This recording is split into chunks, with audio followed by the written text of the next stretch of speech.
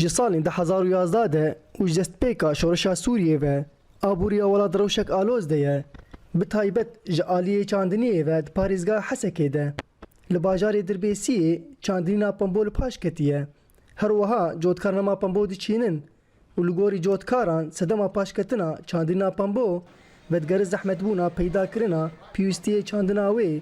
yek ji wan sema de.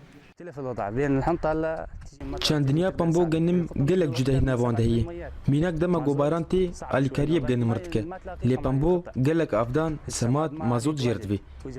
و پیدا کرنا وانج گلکی زحمت بویه و برزگری که حری مزنگو امجیان دکن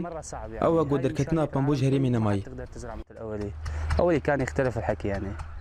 باجارê Dirbêsiyê gelek zeve hene lê çandîna Pambo tu kes nake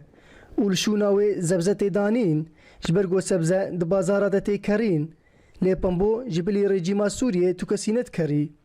Di heman demê de saziya tenê ya got pêşwaziya Pamboyê çewdikaran dikir saziya bi navê Mehlec bû ew jî di encama teqînekê de li Hesekê hate şewtandin. مشكلة بامبو اولا تسليحها موتورة قال لك يتكلف ابيك وام بامبو شي كان كاج مناكر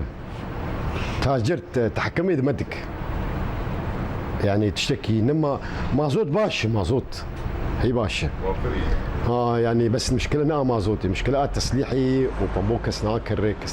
هێژayê bi bîrxistinê Pamboyê ji herêmên Hesekê derdiket hemû bajarê Sûriyê û dewletên hawerdor ji ber başbûna cûreya Pamboyê herêma Cezîrê.